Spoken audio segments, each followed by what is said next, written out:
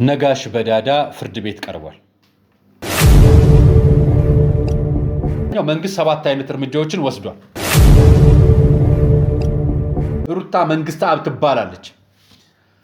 የስራ ባልደረባ የምታውቀው ጓደኛዋ ዳንኤል ከኦርቶዶክስ ቤት ወደ ፕሮቴስታንት ቤት መሄድ ይሁን ከፕሮቴስታንት ቤት ወደ ኦርቶዶክስ ቤት መምጣት ነጋሽ በዳዳ ፍርድ ቤት ቀርቧል። ሰላም ጤና ይስጥልኝ ውድ የአርያ ሚዲያ ቤተሰቦቻችን እንደምን አላችሁ? በያላችሁበት ሰዓት አቆጣጠር እንዳላችሁበት ሁኔታ ሰላማችሁ ብዝት ይበል ማለት ፈልጋለሁ። ወንድም እህቶቼ፣ ታላቅ ታናሾቼ እንደየእድሜያችሁና እንደየክብራችሁ መጠን ሰላማችሁ ይብዛ። ታሞ የተኙ በሆስፒታል ያሉ በጸበል ስፍራ የሚገኙ በችግርና በመከራ ውስጥ የሚገኙ ወገኖቻችን በሙሉ እግዚአብሔር ያስብልን፣ ከክፉ ነገር በሙሉ ይጠብቅልን። ዛሬ መረጃዎች ይዤላችሁ መጥቻለሁ። ለእናንተ ይሆናሉ ያልኳቸው መረጃዎች ነው ይዤላችሁ የመጣሁት። የነጋሽ በዳዳን የፍርድ ቤት ውሎ ጥቂት አቀርብላችኋለሁ። ሌላውን በቃል ቀን ላይ ገብታችሁ ተመልከቱት። ሌላኛው መረጃዎቼ ደግሞ መንግስት 7 እርምጃዎችን ወስጃለሁ አለ። እሱን ማሰማችኋለሁ። ከዛ በማስከተል ደግሞ አርቲስት ሩት ወደ አደባባይ አንድ መረጃ ይዛውታለች። አርቲስቷ አነጋጋሪ መግለጫ ምንድን ነበረ ማቀርብላችሁ ይሆናል። ሌላኛው አርቲስት ደግሞ ሳሚዳን ሃይማኖት ለምትቀይሩ ዘፋኞች ሲል ጥሩ ትችቱን እይታውን አሳይቶናል። የሱን ቆጣ ያሉ ትችቶችን አቀርብላችኋለሁ። አያይዤም አቀርብላችሁ ሰሞኑን በመስቀል አደባባይ ወይ ደግሞ በስቴዲየም የሚደረግ ታላቅ ትዕይንት አለ። እሱን ትዕይንት በተመለከተ የወንጌላውያን ህብረት መግለጫ አውጥቷል። አብሬ ማያይዝላችሁ ይሆናል። አርያ መካሻ ነኝ፣ ፕሮግራሙን አዘጋጅቼ ማቀርብላችሁ። ይህን ሚዲያ ስትከታተሉ ሰብስክራይብ፣ ላይክ፣ ሼር ማድረጋችሁን አትርሱ። እንዲሁም በዚህ አጋጣሚ ቤት መግዛት ለምትፈልጉ፣ ሱቅ መግዛት የምትፈልጉ፣ ታማኝ ተቋም መግዛት ከታማኝ ተቋም ንብረት መግዛት የምትፈልጉ የኔ ተከታዮችና እዚህ ሚዲያ ላይ ያላችሁ ተከታዮች በሙሉ አንድ መረጃ ልጠቁማችሁ። ቴምር ሪል ስቴት በተለያዩ አጋጣሚዎች በ8 ዓመታት ውስጥ 7 ሳይቶችን ገንብቶ ማስረከቡን ነግሬያቸው አውቃለሁ አይደለም? ይህን 8 ሳይቶች መካከል በአቧሬና በቡልጋሪያ መኖሪያ ቤቶችን ከባለ 1 መኝታ እስከ ባለ 3 መኝታ አሁን ማለት ነው መታችሁ ከኔ ጋር ብትዋዋሉ ህጋዊ የሆነ ውል እሰጣችኋለሁ። ለእናንተም ቦታውን በብድር ያልተያዘ ነፃ ከዕዳ ነፃ የሆነ በዕዳ እገዳ ያልተያዘ ቤትን አስረክባችኋለሁ ብሎ ቃል ገብቶ ሊያስረክባችሁ እኛ ጋር መጥቶ እያስተዋወቀላችሁ ይገኛል። ተጨማሪ በፒያሳና በቡልጋሪያ የሚገኙ ሳይቶቹ ላይ ከ20 ካሬ ሜትር ስፋት ጀምሮ ሱቆችን በታችኛ ወለሎች የሚገኙ ሱቆችን መግዛት የምትችሉ መታችሁ ከኛ መግዛት ትችላላችሁ ብሏቸዋል። ስልክ ቁጥሩንም ማስታወቂያውንም ተከታትለን ወደ ፕሮግራማችን እንገባለን።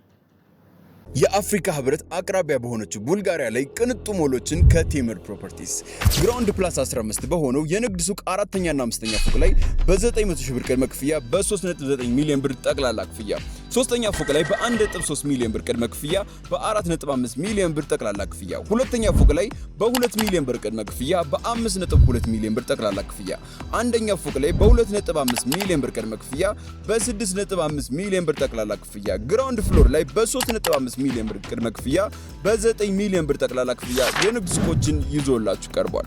ሱቁን በ24 ወራት ውስጥ የሚረከቡት ሲሆን የመኖሪያ አፓርትመንቶችን እዛው በመሃል ቡልጋሪያ ከባለ 1 እስከ ባለ 3 መኝታ አሊያም የቤተ መንግስት ጎረቤት በሆነችው አዋሪ ላይ ባለ 2 እና ባለ 3 መኝታ አማራጮችን ከ35% ልዩ ቅናሽ ጋር ይዞላችሁ ቀርቧል። ለበለጠ መረጃና ለሳይት ጉብኝት ታች ባለው ስልክ ይደውሉ።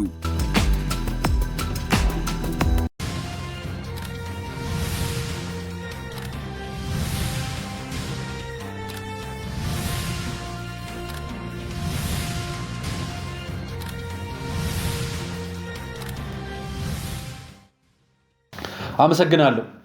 እንደምታስታውሱት በቃል ምናልባት እንደ ትላንትናና ከትላንት ወዲያ በመረጃ ያቀረብንላችሁ ካለነው መካከል መምህር ደረጀ ነጋሽ ዘወይንዬ መታሰራቸውን ነግረናችሁ ነበር።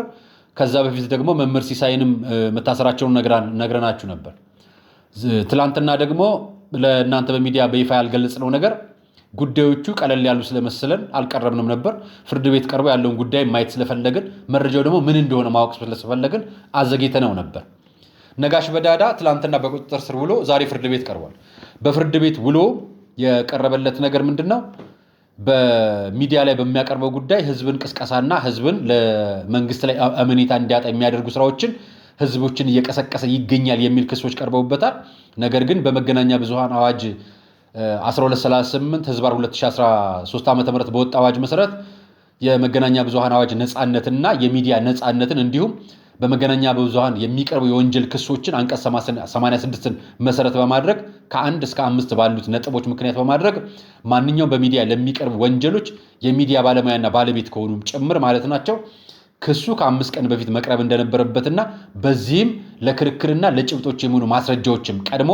ለተከሳሽ መቅረብ እንዳለበት ታስሮ ሳይሆን ለክርክር ከ5 ቀናት በፊት ለተከሳሽ መቅረብ እንዳለበት ይሄ አዋጅ ይደነግጋል በአዋጁ ምክንያት ቀድሞ አልቀረበለትም ለዚህም ጉዳይ ክርክርም አልቀረበም በዚህ ጉዳይ ምክንያት ጠበቆች ክርክር አቀርበው አቃቤ ህግም ማስረጃዎችን ለመሰብሰብ 14 ቀን ጊዜ ቀጠሮ ይሰጠኝ በማለት ለፍርድ ቤቱ ጠይቆ ነበር በዚህም ዳኞች ተለቆ በውጭ ሆኖ ይከራከር ወይንስ ለፍርድ ለወንጀል ያበቃው አላያበቃው ማስረጃ አለው የለውም ለማለትም በሁለት ቀናት ልዩነት በ25 መጋቢት 25 ቀጠሮ ቀጥረዋል በአርብ ዕለት ማለት ነው ያንንም ዕለት የሚመጣው መረጃ እንነግራችኋለን እንግዲህ በጸሎት እንድታስቡን በዚሁ አጋጣሚ ለእናንተውን በዚሁና ምናምን እንነግራችኋለን ያስኩላችሁ መረጃዎች መካከል ሌላኛው መንግስት 7 አይነት እርምጃዎችን ወስዷል መንግስት 7 እርምጃዎች ወሰደባቸው ነገሮች በዝርዝር ነግራችኋል አሁን ከወቅታዊ ጉዳይ አንፃር ሁላችንም በአለም በሚነሳው ጦርነት አሁን እየተነሳ ባለ ሀገር ውስጥም ቢሆን በዓለም ከሀገር ውጭ በሚነሱት ጦርነቶች ግጭቶች ምክንያት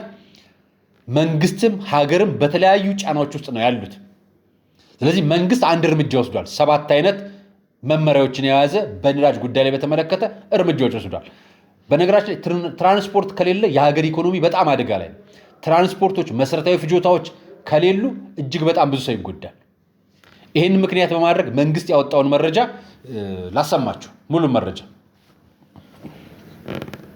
ከዛሬ ጀምሮ የነዳጅ ማደያዎች አሁን በሚገልጸው ቅደም ተከተል ብቻ ነዳጅ የሚያቀርቡ ይሆናል አንደኛው ቅድሚያ ማግኘት ያለበት ከነዳጅ አንፃር ነዳጅ የሚያጓጉዙ ቦቴዎችን ሁለተኛው ከፍተኛ የአምራች ኢንዱስትሪዎችና የኤክስፖርት ድርጅቶች ቅድሚያ እንዲያገኙ ይደረጋል ሶስተኛው በግንባታ ላይ ያሉ ልዩ ትኩረት የሚሹ የመንግስትና ቁልፍ የግል ፕሮጀክቶችም ጭምር በነዳጅ ምክንያት እንዳይቆሙና እድገታችን እንዳይጎዳ በከፍተኛ ጥንቃቄ ነዳጅ መቅረብ መቻል አለበት 2 እና 3 ላይ ያሉት በቀጥታ ተጠቃሚ ማዕቀፍ የሚስተናገዱ ሲሆን በማደያ የሚስተናገደው ቁጥር 1 ላይ ያስቀመጥኩት ነው አራተኛ ላይ የገቢና የውጭ ምርት የመሰረታዊ ፍጆታ ምርቶች እና ሸቀጣ ሸቀጦች እየጫኑ የጭነት ተሽከርካሪዎች ቅድሚያ ማግኘት መቻል አለባቸው አምስተኛው የግብርና ስራችን ለማዘመን የሚያገለግሉ የእርሻ ትራክተሮች ያሉበት አካባቢ ላይ ልዩ ትኩረት ሰጥቶ የእርሻ ትራክተሮችም ነዳጅ እንዲያገኙ የሚደረግ ይሆናል በስድስተኛነት የህዝብ ማጓጓዣ የከተማ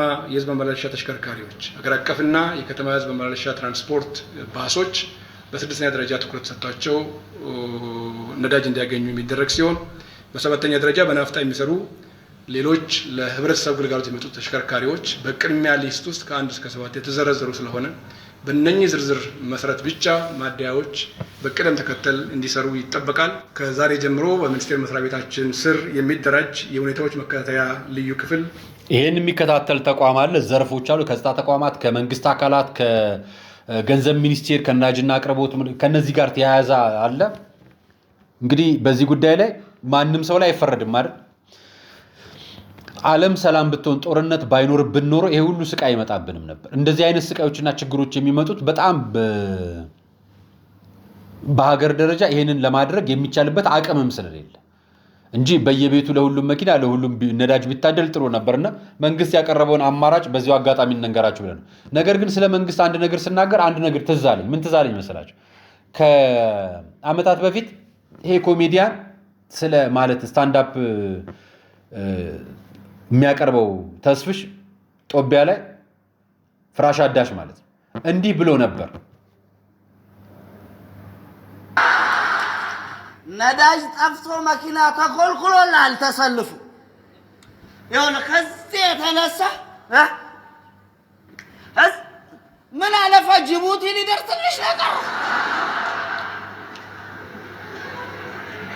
ተሰልፎ እየጠበቀልን ነው። ጣት የጀመረ ነው።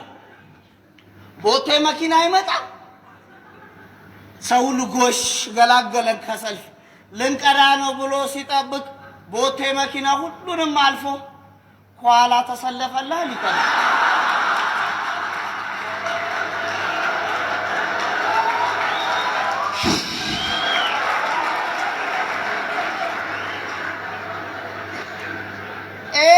ነዳጅ ጭኖ ሁሉ ሊሆን ይችላል ከኋላ የተሰለፈ እንደዛ ነው የሚያደርጉ። ችግርን ስትጠይቅ እኮ መልስ ይመልሳሉ ብለው የምታሰባቸው ሰዎች መመለስ አቅቷቸው ካንተ ኋላ ይሰለፉና እጃቸውን አውጡ። በነገራችን ላይ ይሄ ሲደረግ ግለሰቦች እያንዳንዱ ነዋሪ ማድረግ ያለበት መመሪያ ማብሮ ወርዷል። ከህብረተሰብ የሚጠበቁ ተግባራት ተብሎ ከነዚህም መካከል አንደኛው ነዳጅን በቁጠባ መጠቀም የሚል ነው። ሁለተኛው ደግሞ የታዳሽ ኃይል አማራጮችን የመጠቀም ስልትን መከተል ነው። ሶስተኛው ደግሞ የእግር ጉዞ ባህልን ማዳበር የሚል ነው። አራተኛው አላስፈላጊ የጉዞ ፕሮግራሞችን መሰረዝና ማቆም ነው። አምስተኛው የህዝብ ትራንስፖርት መጠቀም ነው። ስድስተኛው በነዳጅ ግብይት ላይ የሚስተዋሉ ህገወጥ ተግባራትን ማጋለጥ ነው። እንግዲህ ነዳጅ የሚቀዱ 7 መመሪያዎችን አወጥቷል። ለህብረተሰቡ ደግሞ 6 መመሪያዎች ወጥቷል። ለሁላችንም የሚጠቅመን እንደሚበጀን ማድረግ መረጃውን ለእናንተ ማጋራት የሚጠቅማል ብዬ ነው። በነገራችን ላይ ይቺ ጎበዝ አርቲስት ነች። ሩታ መንግስትአብ ትባላለች። የስራ ባልደረባ የምታውቀው ጓደኛዋ ዳንኤል አርቲስት ዳንኤል የኢቢኤስ አቅራቢው የብሔራዊ ቲያትር የረጅም ጊዜ ተዋናይ የፊልም አክተር የነበረው ዳንኤል በታሰረ እና ማህበራዊ ሚዲያ ላይ መነጋገሪያ በሆነ ማግስት ይህንን ትላንትና ማምሻውን አጋርተዋለች። አርቲስት ዳንኤል ተገኝ ምስክርነት ሰጥታ ማለት ነው። ከልጅነት እስከ እውቀት ድረስ ሀገሩን በጥበባዊ ስራዎቹ በበጎ አድራጎት አምባሳደር በመሆን ህዝብንና ሀገሩን ሲያገለግል የኖረ ነው። በአንድ ወቅት ብሔራዊ ቲያትር ችስታ እያለ የሚኖርበት ቤት ሙሉ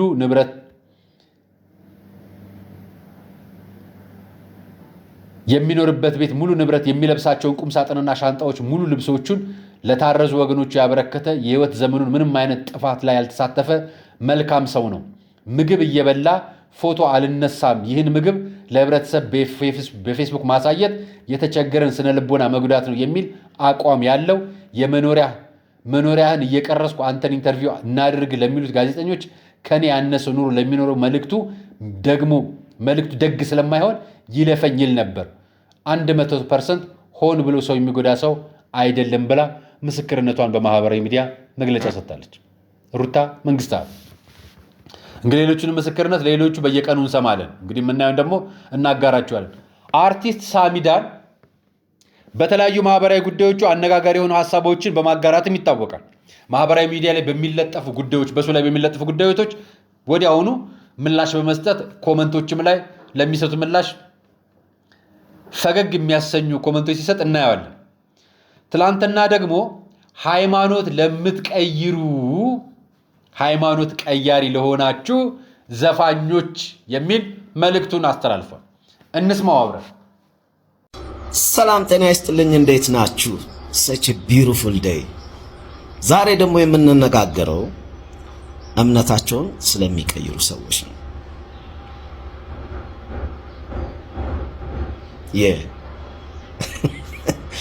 በተለይ ደግሞ ሙዚቀኛ ሆነው ወይ ድምፃውያን ሆነው ከኦርቶዶክስ ቤተ እምነት ወደ ፕሮቴስታንት ቤተ እምነት የሚቀይሩ ማለት ነው። እኔ እንግዲህ በፋሚሊ ሁለቱም አሉ፣ ፕሮቴስታንትም አሉ ኦርቶዶክስም አሉ። so I don't have any problem። የኔ ዛሬ ውግንነት ከሙዚቃ ጋር ከሙዚቃ አንፃር ነው፣ ሙዚቀኛ ከመሆን አንፃር ነው። እነዚህ ሰዎች እነዚህ ድምፃውያን እምነታቸውን ሲቀይሩ ብዙ ጊዜ የሚሰጡት መግለጫ ነው የሚገርመኝ። ጥልቅ ውስጥ ነበርን ነው የሚሉት። የትኛው ጥልቅ ነው? እኮ ሶ ለምሳሌ ፕራይም ታይማቸው ላይ ደግሞ አይደለም የሚቀይሩት እምነታቸው። ፕራይም ታይም ማለት ለምሳሌ ዘፈን አድርገ ዘፈኑ ታውቆ አልበም ሊሆን ይችላል ሲንግል ከዛ ቱር ትወጣለህ ያኔ ነው ትኬት እንትን ሙሉ ተችሎ ነው ሰው ደግሞ በጣም በቃ ፍቅሩን አፕሪሺዬሽኑን ያሳያል እዛ አብሮ አንተ ጋር ምናምን ያ በቃ የሚያጓጓው ታይም ከፍ ይላል ዝቅ ይላል ከዛ ደግሞ ከፍ ይላል እንደዛ ነው አካሄዱ እዛ ታይም ላይ አይቀይሩ ያቺ ክሬሟ ታይም ዝቅ ጅው ሲል ነው እና ብዙ መውጣት የማይችሉት ከመሰላቸው ይቀይራሉ እና ጥልቁ ነው ይላሉ አሁን በዚህ ጊዜ በጣም አስቸጋሪ ሆኖ ምን እንደሆነ ታውቃላችሁ ፈጣሪን ከማሳመን ይልቅ የሰው ልጅ ማሳመን ነው ከባድ ነው ለምንድነው ቀይረህ ስትመጣ ሙሉ ለሙሉ ንጹህ መሆንን ምናምን ቼክ ማድረግ አለብኝ ይላል መሰለኝ እዛ የሚቀበለው ሰውዬ ተደፈጥጧል በፊቱ ያ ጥልቅ ነው እንደዚህ ነው ምናምን እንግዲህ አንዳንድ ይሄ የሆነ ጊዜ ላይ የሚወራው ይሄ ሳይንቲስቶች ጋር የሚሄዱ ሳይንቲስቶች መላችሁ ይሄ ጠንቋዮች እኛ ሰፈር ሳይንቲስት ነው የምንላቸው እና ይሄ ሽንት አመድ ምናምን ደበላልቆ ምናምን ይገጫል እነዛ ሳይንቲስቶች ጋር ሄደው የሚካድሙ ካሉ ኦኬ ያ ሜቢ እንግዲህ ጥልቅ አሰራር ሊሆን ይችላል አይደል ግን እዛ አመድ ውስጥ ያለ ሰውዬ ህይወትን ተንቢዮ ይቀይራል ብሎ ማሰብ ራሱ በጣም የሚያስገርም ነው ኤኒዌይስ እንደዛም ከሆነ ኦኬ ዘፋኝነት በራሱ ኃጢያት ነው የሱን ያሁን ኦርቶዶክስነት ተከታይ ነኝ ኦርቶዶክስነት የሚለው ዘፋኝነት ኃጢያት ነው የሚለው ምክንያቱም መጽሐፍ ቅዱስ ላይ በ16ኛነት ተጠቅሷል ያው ትላንት እንደተነጋገር ነው ከ1 እስከ 15 ደግሞ አዳሚ ስደፈጥጩ ነው የምትዩ ስለዚህ ሁላችንም ገቢ ነው ንጹህ ነኝ ብናም ብሎ የሚወጣ ሰው ካለ ይገርመኛል አንድ እንግዲህ እንደ ማምለጫ የሚታይ ያው እንግዲህ ለኔ ሲነግሩኝ የነበረው ትላንት በኢየሱስ ክርስቶስ ካመነን እንድናለን ነው ሁላችንም እናምናለን እንግዲህ ያን ጥልቁ አሰራር ምናምን ብለህ ግን እዛ ጋር ወዳጆችን ያሳልፍከውን ያ እምነቱን ምኑን እንትን የኖርኮን ህይወት ምናምን ፕላስ የጻፍናቸው እንደው የፍቅር ዘፈኖቹን እንኳን ተተንኮ ስንት የሚያርቁ ስንት የሚያስተካክሉ ሐሳብ ያለባቸው ዘፈኖችስ እነዛን ጽፈናል እኮ አይደል እንዴ እርዳታ ላይ ምን ላይ ሰው ማስተባበር ላይ ምናምን ተሳትፈናል ለሶሳይቲው የምታስተዋምታርገው አለ ልጆችን ኢንስፓየር አድርገናል ምናምን ያም ሁሉ ነው ጥልቅ የሰው ልጅ ወደ ሆነ ነገር መቀር መብቱ ነው ግን ኮምፖዠር ሊኖር ይገባል ያመንክበት በፊት የነበርከው ህይወት ያሳለፍከው የ20 ምናምን አመት ጉምድ አድርገህ የምትጥለው ነገር አይደለም ገባ ፈጣሪም ደግሞ የነፍስን የውስጥህን የነፍስን ስለሚያይ እዛ ጋር ከሰው ጋር መታገል አይጠበቅብህም ለማንም ፕሩፍ ማድረግ አይጠበቅብህም ፈጣሪ ያየዋል ይሰምትን ያርጓል መሄድ ራሱ እኮ አይጠበቅብህም ኢንፋክት ተቀየር ያለው ብለህ ማናውንስ ማድረግ አይጠበቅብህም በርን ከዘጋ አለቀ የሚያስጨንቅህ ምናምን እንደው እንዲህ ባላረግ የምትለው ነገር አለ እሱ ካለ እሱን ቀይረው ለብቻ መብትህ እኮ ትችላለህ ወጥተ መደፍጠጥና ይሄ እንትኑ ማድረጉ ግን እንግዲህ የትራንስፈር ማኒ ካለው እንደዛ ካለው ማድረግሽ ችግር የለውም ቻፓው ካለው ማለት ነው ያው ዛ ኮንትራቱ ላይ ሊሊች ከሌለው ግን ትሩ ጄኒዩን የሆነ እንትን ከሆነ አናውንስ ማድረግ አይጠበቅብህም ተጸጽተህ አይደል የሆነ ነገር ረብሽው አይደል እኔ አሁን ባለውበት በጣም ደስተኛ ነኝ በቃ ደስ የሚል ህይወት ነው ምኖር እና ምንም የሚረብሽኝ ነገር የለም አንተ ረብሽኛል ካልክ ግን ፊክስ ማድረግ ትችላለህ ብዙ ተማርክ ምን ይላሉ ሌሎችም ተከትለው እንትን እንዲያረጉ ነው አከታተልማ አየን እኮ ሁሉም ይወጣላ ጥልቁ ነው ይላል ሲበርድበት ነው ግን ፕራይም ታይሙ ሲጠፋ ወይ የታገለው ነገር አልሳካ ሲለው እዛ ደግሞ ሄዶ ኦኬ እዚህ ዘፋኝ የነበረው እዛ ምንድነው የሚሆነው ብዙ ጊዜ ዘማሪ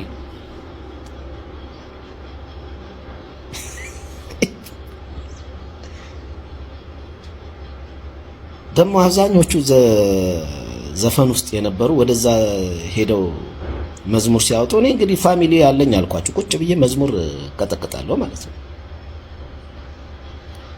የአብዛኞቹ ዘፋኞች ሄደው እዛ ሲዘምሩ አያምርም፣ ደስ አይልም። ለምን መሰለህ? መዝሙር አሁን እኔ ዘምር ብትለኝ አላደርገው። መዝሙር ዘማሪዎቹ ራሳቸው ጸጋ፣ ያ የመዝሙር የመዘመር ጸጋቸው ያስታውቃል። ዘፋኝ ስለሆንክ ሄደህ ብቻ መዘመራችን እንዳይመስል።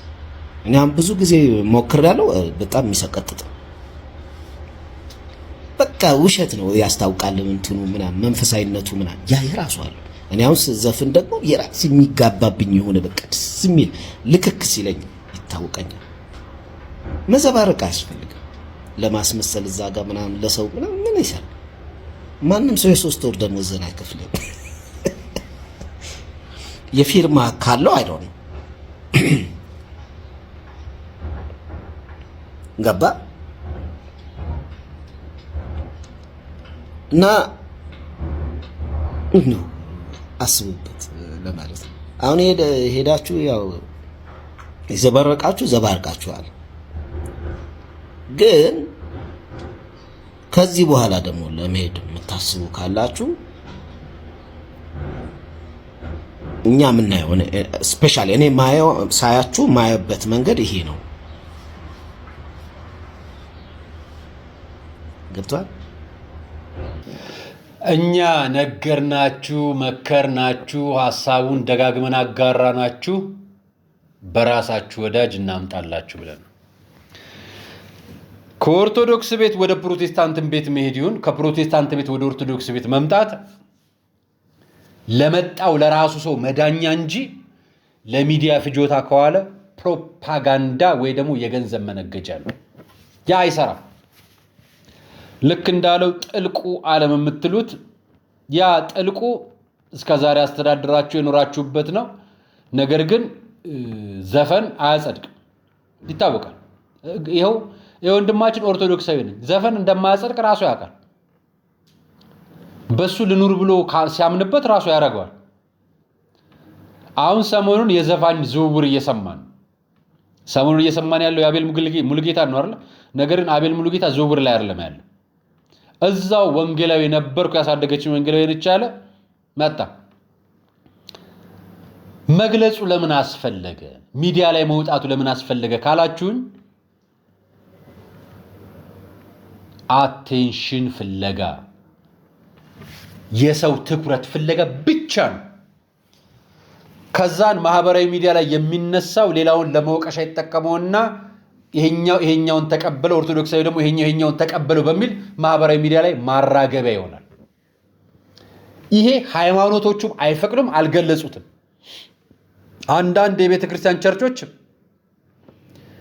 እንትና የሚባል ሰው ታዋቂ ግለሰብ እኔ ቤተ ክርስቲያን ውስጥ መጣ ብለው በራሳቸው ቪዲዮ የሚለቋሉ። አንዳንዱ ለምቅስቀሳና ለመስበክ ይመርጥበታል። ቅድም እንዳለው እንደ ሳሚዳ ቢዝነስ አለው እንዴ? እዛኛው ፈረምኩ እዚኛው ፈረምኩ አለው እንዴ? እኛ እናቅም። እችን ነገር ጠርጥረን ነግረናችሁ ነበር። በመጨረሻ ማቅረብላችሁ ወንጌላውያን ህብረት ይሄኛውን ሰልፍ ሊወጣ ነው። የትንሣኤ ኃይል በአዲስ አበባ ስታዲየም የፋሲካ ዕለት ላሳያችሁ። በሚሊዮኖች የሚሳተፉበት ታላቅ የትንሣኤ በዓልና 7ኛው ሀገራዊ ምርጫ ሀገራዊ ጸሎት መርሃ ግብር ተዘጋጀ። የኢትዮጵያ ወንጌላውያን አብያተ ክርስቲያናት ህብረት ምስረታውን 50ኛ ዓመት የወርቅ ኢዮቤልዩና የዘንድሮውን የትንሣኤ በዓል በማስመልከት በመጪው እሑድ በበዓሉ ማለት ነው ዶሮ በሚታረድበት በሚልበት ማለት ነው እሑድ በአዲስ አበባ ስታዲየም ታላቅ መንፈሳዊ ጉባኤ እንደሚያካሂድ በዛሬው ዕለት አስታውቋል። ይህ በዓል ከሃይማኖት ስነ ስርዓት ባለፈ መጪው 7ኛው ሀገራዊ ምርጫ በሰላም እንዲጠናቀቅ የአደባባይ ጸሎት የሚደረግበት መድረክም እንደሆነ ተገልጿል። የወርቅ ኢዮቤልዩ ህብረቱ በ1968 ዓ.ም በአዳማ ከተማ የመጀመሪያውን ጉባኤ ባካሄደበት ጊዜ አንስቶ ያለፈባቸውን 5 አስርት ዓመታት ለመዘከር ልዩ ልዩ ዝግጅት እያከናወነ ይገኛል። የህብረቱ ፕሬዝዳንት ፓስተር ደረጀ ታፈሰ እንደገለጹት ዋናውን የኢዮቤልዩ በዓል በሐምሌ ወር የሚከበር ቢሆንም የፊታችን ሚያዝያ 4 ቀን ግን በአዲስ አበባ ስታዲየም ለማከናወን አስበዋል። እኛም እንኳን ለፋሲካ በዓል አደረሳችሁ እንላችኋለን። እናንተ በትንሳኤው ቀን ሀገራዊ ጸሎትና የ50ኛ ዓመት ምስረታ በዓል ለሚያከብሩት ማለት ናቸው። ትንሳኤ በዓል ለኛ የመነሳታችን ሰማያዊ መንግስት የመውረሻችን ዳግማዊ ትንሳኤ እንዳለ ሰማያዊ መንግስት እንደምንወርስ ማሳያ ክርስቶስ ከሙታን ተነስቶ ያረገ መነሳቱን ያየንበት በኋላ ማረጎ መንግስተ ሰማያት እንድንወርስ የፈቀደበት ድል ያደረግንበት ጥልቁን ዓለም ሳሚና እንዳለው ጥልቁን ዓለም አሸንፎ በድል የተነሳበት ክርስቶስን እኛ እንደምንነሳ ያሳየን በምሳሌ ሆኖ የተገለጸልን ክርስቶስን የምናከብርበት ቀን ነው። ያ ቀን ለኛ ትንሳኤያቸው ነው፣ ለነሱ ደግሞ ኢዮቤልዩአቸው ነው። እንግዲህ መረጃውን አጋርናችሁ የዛሬ ቆይታዬን ይመስል ነበር። ነጋሽ መምህር ደረጀ ነጋሽ ዘወይንዬ መምህር ሲሳይ አዳነ እንዲፈቱ በሰላም በዓልን ወደ ቤታቸው እንዲያከብሩ በጸሎታቸው ልታስቧቸው በዚህ አጋጣሚ ጥሬን ለሁሉም አስተላልፋለሁ። ለእናንተ ለኦርቶዶክሳውያን በሌላም እምነት ላላችሁ ኢትዮጵያዊነትንና በእምነት ተከባብረው መኖርን ለምታምኑ በሙሉ ማለት ነው። የዛሬ ቆይታዬን ይመስላል። አርያ መካሻ ነበርኩ። ፕሮግራሙን አዘጋጅቼ ያቀርብኩላችሁ። ሰናይ ቀን። የአፍሪካ ህብረት አቅራቢያ በሆነችው ቡልጋሪያ ላይ ቅንጡ ሞሎችን ከቴምር ፕሮፐርቲስ ግራውንድ ፕላስ 15 በሆነው የንግድ ሱቅ 4ኛና 5ኛ ፎቅ ላይ በ900 ሺህ ብር ቅድመ ክፍያ በ3.9 ሚሊዮን ብር ጠቅላላ ክፍያ፣ 3ኛ ፎቅ ላይ በ1.3 ሚሊዮን ብር ቅድመ ክፍያ በ4.5 ሚሊዮን ብር ጠቅላላ ክፍያ፣ 2ኛ ፎቅ ላይ በ2 ሚሊዮን ብር ቅድመ ክፍያ በ5.2 ሚሊዮን ብር ጠቅላላ ክፍያ፣ 1ኛ ፎቅ ላይ በ2.5 ሚሊዮን ብር ቅድመ ክፍያ በ6.5 ሚሊዮን ብር ጠቅላላ ክፍያ፣ ግራውንድ ፍሎር ላይ በ3.5 ሚሊዮን ብር ቅድመ ክፍያ በ9 ሚሊዮን ብር ጠቅላላ ክፍያ የንግድ ሱቆችን ይዞላችሁ ቀርቧል። ሱቁን በ24 ወራት ውስጥ የሚረከቡት ሲሆን የመኖሪያ አፓርትመንቶችን እዛው በመሃል ቡልጋሪያ ከባለ 1 እስከ ባለ 3 መኝታ አሊያም የቤተ መንግስት ጎረቤት በሆነችው አዋሪ ላይ ባለ 2 እና ባለ 3 መኝታ አማራጮችን ከ35% ልዩ ቅናሽ ጋር ይዞላችሁ ቀርቧል። ለበለጠ መረጃና ለሳይት ጉብኝት ታች ባለው ስልክ ይደውሉ።